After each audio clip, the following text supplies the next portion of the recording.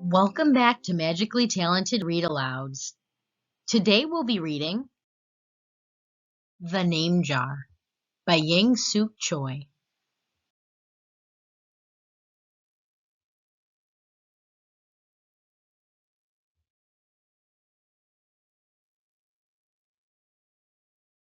Through the school bus window, Eun-hye looked out at the strange building and houses on the way to her new school. It was her first day, and she was both nervous and excited. She fingered the little block of wood in her pocket and remembered leaving her grandmother at the airport in Korea. Her grandmother had wiped away Eun-hye's tears and handed her an ink pad in a small red satin pouch. "Your name is inside," she had said. "My name?" Eun-hye had wondered.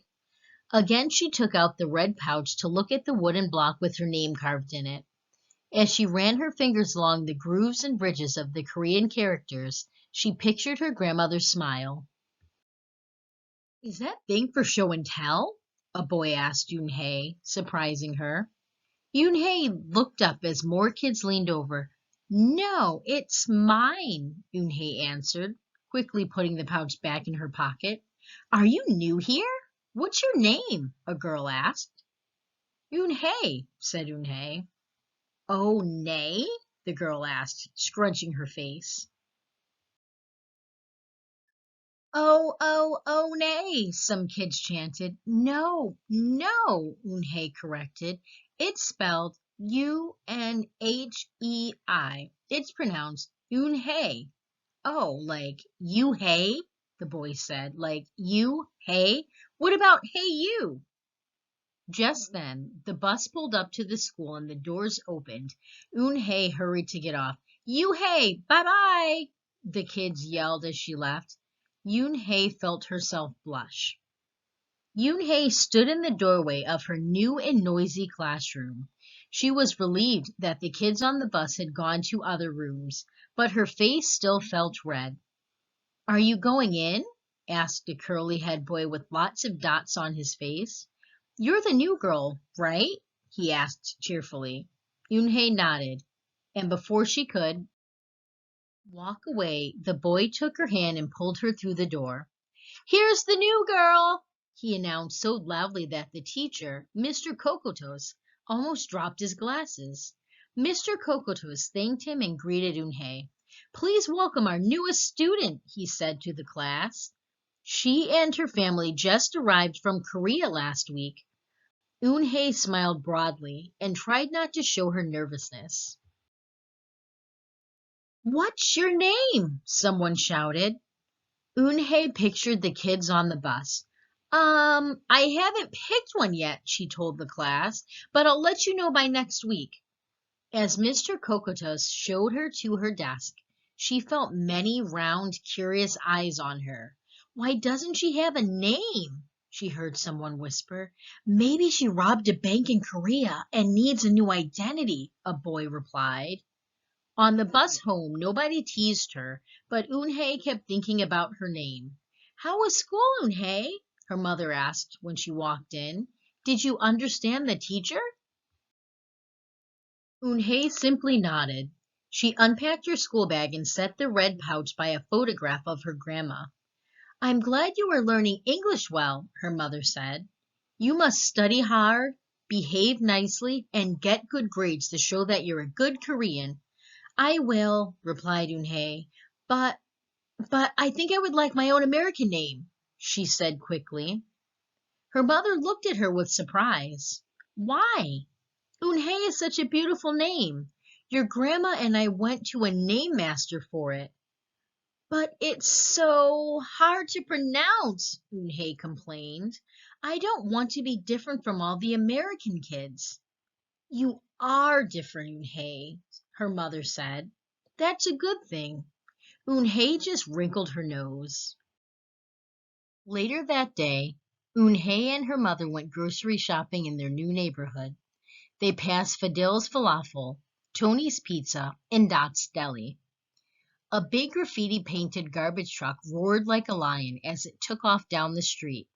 Nothing sounded or looked familiar until they got to Kim's Market. The sign was in both English and Korean.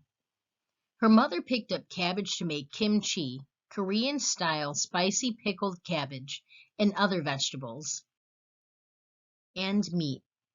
She also found some seaweed, Eunhae's favorite, for soup. It made Eunhae smile. Just because we've moved to America, her mother said, doesn't mean we stop eating Korean food. At the checkout counter, a friendly man smiled at Eunhae. Helping your mother with the shopping? He asked. Eunhae nodded. I'm Mr. Kim, he said. And what is your name? Eunhae, she answered. Ah, what a beautiful name, he said. Doesn't it mean grace? Eunhae nodded again. My mother and grandmother went to a name master for it, she told him. A graceful name for a graceful girl, Mr. Kim said as he put their groceries into bags. Welcome to the neighborhood, Eunhae. That evening, Eunhae stood in front of the bathroom mirror. Hi, my name is Amanda, she said cheerfully. Then she wrinkled her nose. Hi, my name is Laura. Maybe not. Her smile turned down. Nothing sounded right. Nothing felt right. I don't think American kids will like me, she worried as she began to brush her teeth. Hi, my name is Susie, she said to the mirror with her mouth full of toothpaste. The next morning, when Eunhae arrived at school, she found a glass jar on her desk with some pieces of paper in it. Eunhae took one out and read it aloud. Daisy. That's my baby sister's nickname, but she said you can use it if you want, said Cindy, who sat next to her. Eunhae took out the rest of the paper. Tamila, she read. I got it from a storybook, said Nate. She was smart and brave.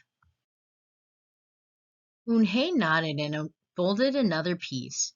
Wednesday? Yeah, you came here on a Wednesday, said Ralph. Thank you for your help. A smile spread over Eunhae's face. Ralph quickly said, We'll put more names in. You can pick whatever you like, or pick them all, and you'll have the longest name in history. At 3 o'clock, the bell rang for the end of the school day. Eunhae looked out the window and saw it was sprinkling. It's the same rain, she thought, but in a different place. She watched other kids leaving in groups. Hey, a familiar voice called out to her.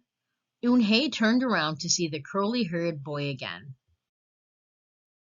I'm Joey, he said. And you? Don't you have any name? Eunhae thought for a moment. Well, I can show you, she said, and took out the small red pouch. She pressed the wooden block on the ink pad and then stamped it on a piece of paper. This is my name stamp, she said. My grandma gave it to me. In Korea, I can use it as a signature when I open a bank account or write a letter. And whenever I miss my grandma, I use it to fill a piece of paper. Want to try it? She offered the stamp to Joey, and he carefully inked the stamp and pressed it hard on the paper. The red characters gleamed against the whiteness. Wow, that's beautiful, Joey said. Can I keep the paper? Sure, Eunhae said. And then the two of them shared her umbrella as they walked to the school bus. Every day the jar got fuller with more names, and Eunhae read them all. She found a few names she liked. Miranda, Stella, Avery. They sounded interesting. I hope you choose the name I put in, Marco told her at snack time. I put in 3 more, said Ralph. When Eunhae got home from school that day, her little brother ran to give her a letter. It was from her grandma. She opened it quickly. It said, To my Eunhae, I hope you are enjoying your new school and new friends. Be sure to help your mother and your little brother. Here the moon is up, but there the sun is up. No matter how far apart we are, and no matter how different America is from Korea, you'll always be my Eunhae, your grandmother forever. Eunhae took out her wooden stamp and filled a paper with it. She thought for a long time in front of the bathroom mirror. On Saturday, Eun-hye walked to Mr. Kim's store. Mr. Kim was helping a customer, but he looked up and greeted her. Hi, Eun-hye. Hello, Mr. Kim, Eun-hye replied. She felt as if she was back in her old neighborhood in Korea. Hey, said the customer, turning around. It was Joey. Your name is Eun-hye? He asked her with his eyes wide open. Yoon-hae quickly looked at Mr. Kim, then looked at Joey. She nodded slowly. Yes, it's pronounced Yoon-hae. And it means grace, Mr. Kim added. Yoon-hae, Joey said slowly, and this time perfectly. It made Yoon-hae smile. I'll have it ready for you tomorrow, said Mr. Kim to Joey. Thank you, Mr. Kim. See you Monday, Eun-hae, Joey said to her. He left before she could ask him why he was at the store. On Monday, Eun-hae came to class early to look at the names one last time, but the jar wasn't on her desk. Instead, there was a single piece of paper with a name on it. Eun-hae slipped it in her pocket. Where's your name jar? Ralph asked as soon as he saw it was gone. I don't know, Eun-hae said. It wasn't on Mr. Kokotos's desk or any of the other desks. And it wasn't on the counters or any of the shelves. As other kids arrived, they helped look. Soon Mr. Kokotos came in and Ralph shouted at him, The name jar is gone! The jar with all the names in it! Gone? Mr. Kokotos replied. With a look of concern, he asked Eun-hae, Did you get a chance to read all of the names? Eun-hae nodded. She took a breath. I'm ready to introduce myself, she said. Eun-hae wrote her name in both English and Korean on the chalkboard. I like the beautiful names and funny names you thought of for me, she told the class, but I realized that I like my name best, so I chose it again. Korean names mean something. Eun-hae means grace. Grace, Grace and Hai, shouted Ralph. Everyone tried to say it. Eun-hae, Eun-yi, Eun-hae. Eun-hae said her name again slowly and clearly. Soon the kids began to say it better. Even Mr. Kokotos. They applauded Eun-hae's choice. I was named after a flower, Rosie whispered to Eun-hae. Lots of American names have meanings too, Mr. Kokotos reminded everyone. When the class was dismissed, Eun-hae heard her new friend say goodbye. Bye, Eun-hae. See you tomorrow. Goodbye, Eun-hae. Eun-hae said goodbye and then looked around for Joey, but he was already gone. Eun-hae, Eun-hae, come downstairs, Mother called up to Eun-hae. Your friend is here. Eun-hae rushed down to see who she meant. There stood Joey, and in his arms was the name jar. Where did you find it? Asked Eun-hae breathlessly. Joey looked embarrassed. Well, I took it, but only because I wanted you to keep your own name. And you did. He reached in and pulled out the names. Do you want to keep them? He asked. Thank you. I'll keep them as a souvenir, Eun-hae said happily. Then she pulled out the piece of paper from her pocket. Do you want this back? Joey grinned. You can keep it. I'll return the name jar to the class. Maybe you could put some Korean nicknames in it for us. Names with good meanings. I could do that, agreed Eun-hae. I've already got a Korean nickname, Joey said. Mr. Kim helped me choose it. Carefully, he pulled a small silver felt pouch from his pocket. Then he took out a dark wooden stamp with beautiful Korean characters carved sharply into it. He pressed it on the ink pad and then on the piece of paper next to her name. Chinku, read Eun-hae. That means friend. And Chinku smiled back.